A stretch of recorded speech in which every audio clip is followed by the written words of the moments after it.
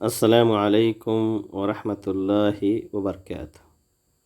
الحمد للہ والصلاة والسلام علی رسول اللہ، اما بعد۔ عربی زبان کے آج کے سبق میں کتاب کے 19ویں لیسن کی باقی مشقیں ہیں، جس کو حل کرنے کی کوشش کریں گے۔ اگر ہم نے لیسن کو صحیح طریقے سے پڑھا ہے، دہرایا ہے، تو انشاءاللہ آج کی یہ مشق ہمارے لیے بہت ہی آسان ہونے والی ہے۔ کہتے ہیں کہ استخدم ما یلی، جو نیچے آ رہا ہے اس کو آپ استعمال کریں، فی جملتن، جملے میں، کل مثالی، جیسے مثال میں ہے۔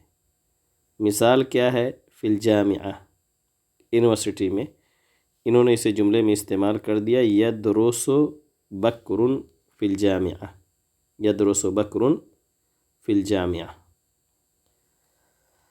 ہمیں اور آپ کو کیا استعمال کرنا ہے؟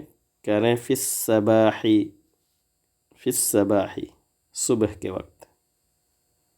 آپ کہہ سکتے ہیں کہ یذهب سعید الی المدرسہ فی الصباحی، کہ سعید صبح صبح مدرسہ جاتا ہے۔ فی المسجدی، مسجد میں وہ کیا کرتا ہے؟ تو اب آپ سعید کے بجائے آپ یہاں پر ضمیر استعمال کر لیں، سعید مذکر ہے تو ہوا آپ کہہ لیں، جملہ بھی بہتر ہو جائے گا اور نام کی تکرار بھی نہیں ہوگی، اور ویسے بھی کسی بھی کلمے کے بار بار تکرار کرنے کی وجہ سے جملے کی خوبصورتی بھی ختم ہو جاتی ہے۔ تو ہوا، آپ ضمیر استعمال کریں، ہوا یحفظ القرآن الکریم فی المسجد، وہ مسجد میں قرآن کریم کو حفظ کرتا ہے۔ اور اگر آپ چاہیں تو دوسرا جملہ بھی بنا سکتے ہیں، آپ کہہ سکتے ہیں ہوا یصلی فی المسجد، وہ مسجد میں نماز پڑھتا ہے۔ تو آپ جو چاہیں جملہ بنا لیں، المہم آپ کے لیے یہ کلمات ہیں، یہ جو سارے ہیں اس کو جملوں میں استعمال کرنا ہے، لیکن میں آپ کے لیے چھوٹے چھوٹے جملوں میں استعمال کر دیتا ہوں، خاص طور سے لیسن کی روشنی میں، تاکہ آپ کے لیے ایک مراجعہ بھی ہو جائے لیسن کا، اور اس کے ذریعے سے آپ کے ذہن میں جملوں کی ترکیبیں بھی بیٹھ جائیں۔ فی المدرسہ، ہم نے پڑھا تھا کہ سعید کہاں پڑھتا تھا؟ ہوا یتعلم فی المدرسۃ الابتدائیہ، مدرسہ الابتدائیہ یعنی پرائمری اسکول، جہاں پر کلاس 1 سے لے کر کے کلاس 5 تک تعلیم ہو، یعنی درجہ 1 سے درجہ 5 تک، وہ مدرسہ ابتدائیہ میں یعنی پرائمری اسکول میں پڑھتا ہے۔ فی روضۃ الاطفال، روضۃ الاطفال کا انہوں نے استعمال کیا تھا کہ ان کی جو بہن تھی، سعید کی جو بہن تھی زینب، وہ کہاں جاتی تھی؟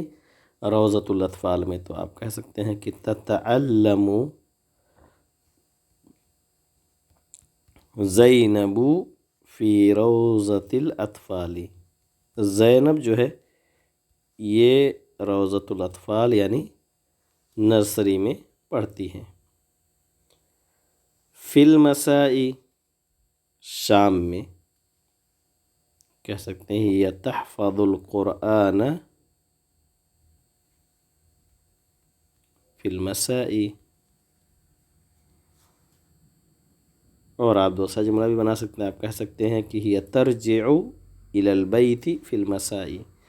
تو جو آپ کے لیے آسان ہو وہ آپ بالکل استعمال کر سکتے ہیں، کوئی ضروری نہیں ہے کہ آپ وہی لکھیں جو میں آپ کو حل کرا رہا ہوں، آپ پریکٹس کرنے کی کوشش کریں اور ڈھونڈیں کتاب کے اندر کہ اس طرح کے جملے اگر فی المساء کہاں پر استعمال ہوا ہے۔ فی حجرۃ القراءہ، ریڈنگ روم میں، ریڈنگ روم میں آدمی کیا کرتا ہے؟ پڑھتا ہی ہے، تو آپ کہہ سکتے ہیں کہ ہی تقرأ، اگر زینب کے تعلق سے تعبیر کریں گے تو ہی، اور اگر سعید کے بارے میں کہنا چاہیں گے تو ہوا یقرأ۔ اس طریقے سے آپ فرق کر لیں گے ورب کے اندر اور پروناؤن کے اندر۔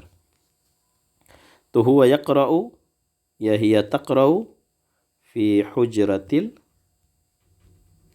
القراءہ، ریڈنگ روم میں وہ پڑھتا ہے یا وہ پڑھتی ہے۔ فی الظہر، ظہر میں، ظہر کے وقت کیا آپ کہہ سکتے ہیں کہ हुआ यरजिउ इलल बैति फी ज़ुहरी, अगर सईद के बारे में कहना चाहते हैं। और अगर आप ज़ैनब के बारे में तो हिया तरजो। इस तरीके से आपका वर्ब और ज़मीर ये बदलते रहेंगे ताबीर में। फिस्सफ़ी, फिस्सफ़ी क्लास में। सईदुन, हमने लेसन में पढ़ा था कि सईदुन तिलमीज़ुन फिस्सफ़िर राबे, चौथी क्लास का वो स्टूडेंट है, वो स्टूडेंट है चौथी क्लास में। फिल किताबी, किताब में, किताब में क्या करेगा? हुआ यक़रअु फिल किताबी, किताब में पढ़ता है। फिल मुस्तवा, मुस्तवा बकर के बारे में कहा था इन्होंने कि बकर जो मुल्कुरा यूनिवर्सिटी में पढ़ता है, बकरुन तालिबुन फिल मुस्तवल अव्वल, पहले लेवल में वो तालिब है। ये ख़ास तौर से इंटरमीडिएट के बाद जब वो ग्रेजुएशन में जाते हैं बीए में, तो वहाँ पर first second third fourth level जो रहते हैं उसी वही फर्स्ट लेवल, यानी उसका गोया यूनिवर्सिटी का पहला साल है और फर्स्ट लेवल के अंदर वो पढ़ता है। इसके साथ ही ये मश्क हमारा मुकम्मल हुआ। अब आइए देखते हैं 12वें मश्क के अंदर क्या है। अत्तदरीबुस्सानी अशर, 12वां मश्क। यहाँ कह रहे हैं दा कुल्ल इस्मिन, हर इस्म को, हर नाउन को कहाँ कहाँ पर आप रखिए? ज़ा यानी पुट, मिम्मा यली फ़ी जुमला, जो नीचे आ रहा है इसमें उसको आप जुमले में रखें। तो ऊपर वाला जो था सेम सेम अगर कहा जाए, ये भी वही मश्क है। यहाँ तो सिर्फ एक ही नाउन को आपको जुमले के अंदर रखना है। यहाँ है तालिब, इन्होंने यहाँ इस्तेमाल कर दिया बकरुन तालिबुन फ़ी जामिअती उम्मिल कुरा, क्या है वो? जामिया उम्मुल कुरा में स्टूडेंट है। तिलमीज़ुन,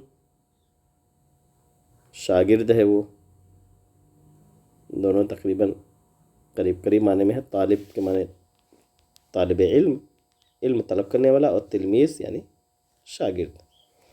हुआ, अगर हम बकरी के बारे में बात करें तो हम कह देंगे हुआ तिलमीज़ुन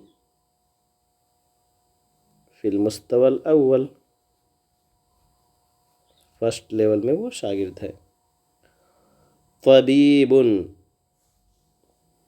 आप किसी का भी नाम ले सकते हैं, आप कह सकते हैं खालिदुन तबीबुन फिल मुस्तशफा कर लें, या मुस्तौसफ कर लें, क्लिनिक।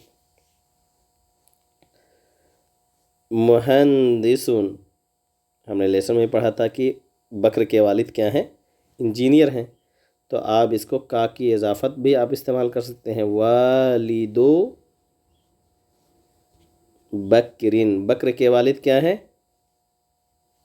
मुहंदिसुन, बकर के वालिद इंजीनियर हैं। बैतुन, बैतुन बैत के माने घर।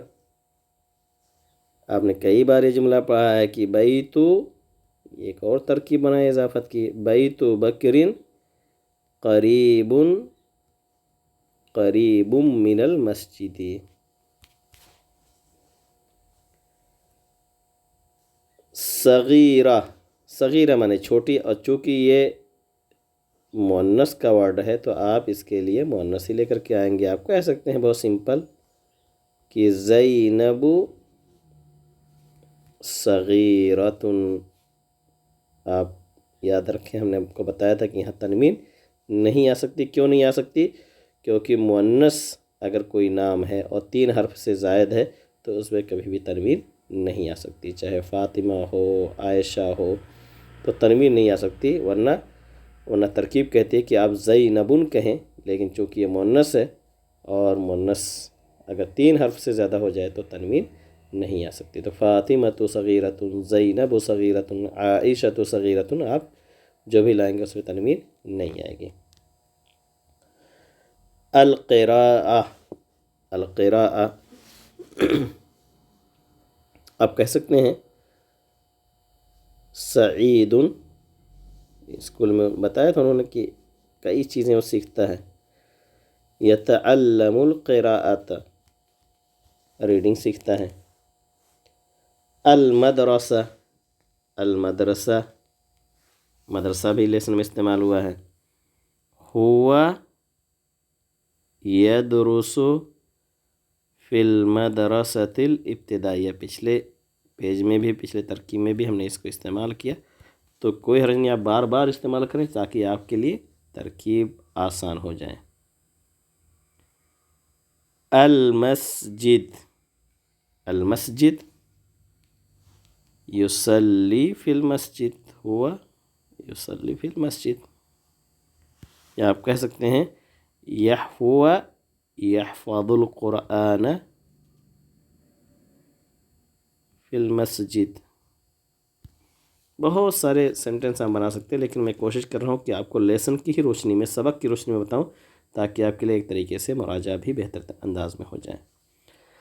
المدرس، مدرس آپ اس کو ایسے بھی استعمال کر سکتے ہیں. المدرس یکتب علی السبورہ، یہ جملہ آپ کے کتاب میں استعمال بھی ہوا ہے کہ مدرس جو ہے وہ بلیک بورڈ پہ لکھتا ہے. اس طریقے سے یہ 2 مشقیں مکمل ہوگی جس میں آپ کو لکھنا تھا. آپ ضرور لکھیے گا، کاپی میں لکھنے کی بھی پریکٹس ہوگی اور ساتھ ہی ساتھ ترکیبیں بھی آپ کے ذہن کے اندر بیٹھیں گی. آئیے اس 13ویں مشق کے اندر دیکھتے ہیں جو کہ بہت ہی ایزی ہے، لیکن اس کو بھی آپ پہلے اگزامپل کی شکل میں سمجھ لیں. کہنے ھذا طبیب، آپ کے لیے بہت کلیئر ہے کہ ھذا یہ اس میں اشارہ ہے، مذکر ہے اس لیے ھذا ہے، اگر مؤنث ہوتی تو ہم ھذہ کہتے.